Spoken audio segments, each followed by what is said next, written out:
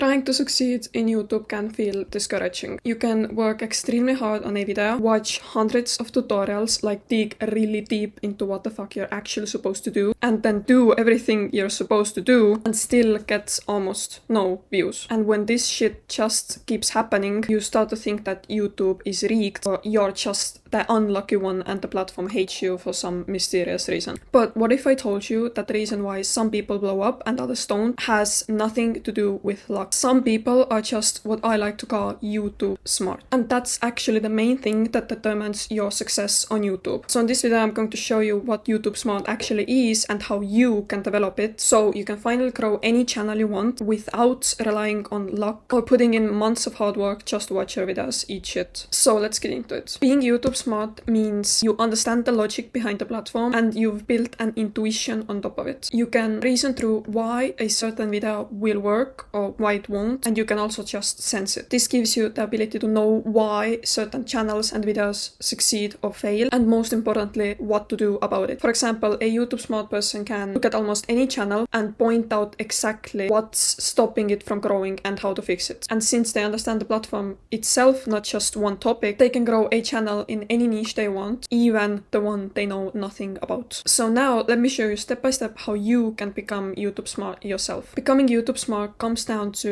4 traits or skills, whatever you want to name them, and most people naturally have 1 or 2 of these traits without knowing or having the rest, and that's why they're struggling to go viral. The first skill is the duality. Every single person has 2 sides to how their brain works. The analytical side that thinks in logic and numbers, and the artistic side that thinks in feelings, tastes, and ideas. And in most people, one of them is always stronger and dominating. Some people are really analytical and therefore lack creativity and can't make anything that actually has personality. Their stuff is correct, but it's lifeless. And others are overly artistic and lack the logic to ever check if their ideas even work. They make whatever feels good to them and just call it art. Now, the duality means that you have the ability to run the 2 opposite minds at once. The artist that makes something feel alive and the analyst that looks at it coldly and checks if it works. YouTube is a creative platform, but it also runs on numbers. If you lean too hard on one side, then you lose. The pure artist makes videos that look great but never grow, and the pure analyst knows what should work but can't make it come to life. The success lives in the overlap of art and data. And as I mentioned before, most people heavily dominate on one side and quietly dismiss the other half that they're missing, and that's the main reason they are not growing. So now that you know exactly what the duality means, let me show you exactly how you can start using both sides instead of leaning on just one. So in order to start using both sides and actually grow your YouTube channel, the first thing you need to do is stop picking one side as your identity. The moment you call yourself a data person or a creative person, you basically wall off the other half. Once you decide you're a creative person, anything analytical like looking at your numbers starts to feel really boring and like it's killing the art. Once you've decided you're a logical numbers person, making something creative starts to feel really hard and risky. You're basically deciding that half of your own mind is off limits, and then you're wondering why you're stuck. So keep in mind that you are a human, which means you have the free will to be whoever you want. You can change your nature, and most of the limits you put on yourself are completely fake. So don't label yourself with things that don't benefit you in any way, and start embracing your weaker side. The second thing is learning how to separate the 2 sides on purpose. You basically give each side its own time. When it's time to plan, you put on the analyst. Look at your numbers, your retention, what's working and what isn't, and be cold and honest about it. Then when it's time to create and come up with ideas, you switch fully into the artist. Shut the data off, stop charging and overthinking, and let yourself come up with ideas without anything holding you back. The mistake most people make is trying to do both at the same time,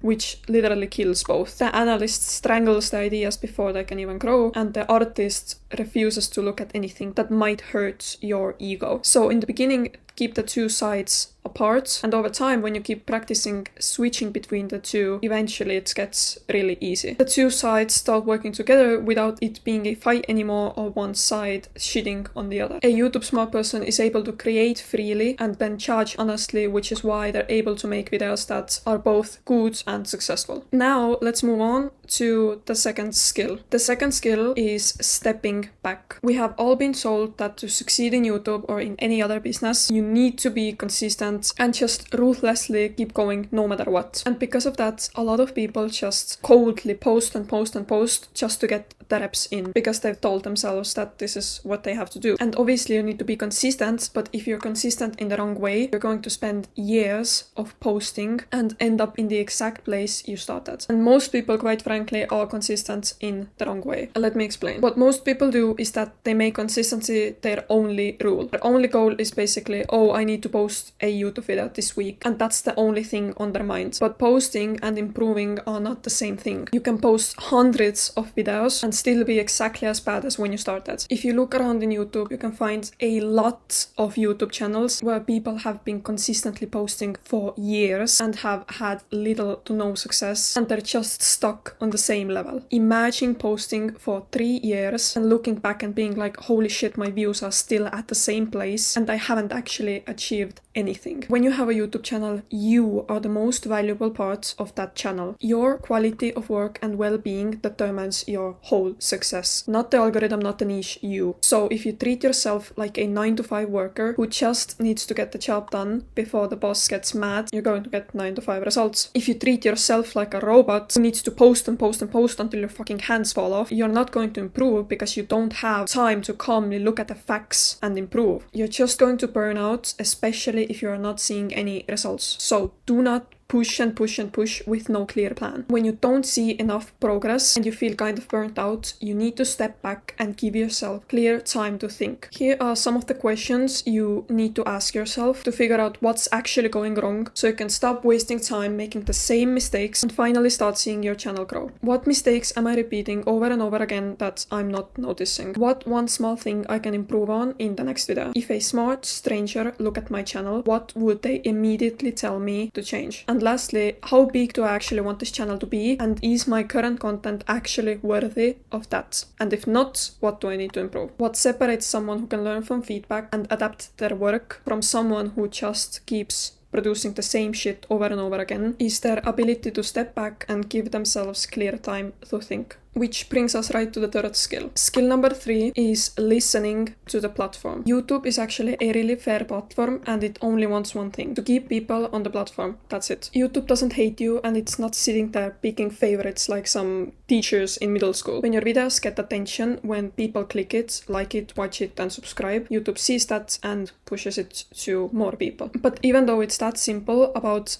90% of unsuccessful creators just fully refuse to see it. When something doesn't work, they get emotional and start blaming something outside of themselves to protect their ego. They get really sad and angry and start blaming the platform, the viewers, the niche, the timing, anything except the actual video that they made. And that's a huge problem because the platform corrects you constantly. Every video that did bad is YouTube quietly telling you that something was off. And if you can't absorb the correction, if you're too busy being sad or making excuses, you can't improve. Talent with a fragile ego is useless. So every single time the video doesn't perform the way you wanted it to, do the opposite of what your ego wants. Do not reach for excuses or feel sad. Stop and ask what you actually did wrong. Was the hook weak? Was the title confusing? Did the thumbnail not make sense? Treat being wrong as free information that you just got handed. Don't feel sad or take it personally or sit there feeling like a failure. A flopped video isn't an insult. It's a lesson you literally got for free. Most people throw that lesson away to protect their feelings. You are going to pick it up and use it. Treat YouTube as your best friend who wants to see you succeed and therefore is super honest with you. You don't want a pussy-ass friend who lies to you just to keep you comfortable or unsuccessful. You want a friend who tells you the truth even though it might kinda hurt. The one who says that this video wasn't your best so you can actually improve it. And YouTube is that friend. Now let's move on to the fourth skill, and this one is probably the most valuable valuable one. Skill number 4 is YouTube intuition. So YouTube intuition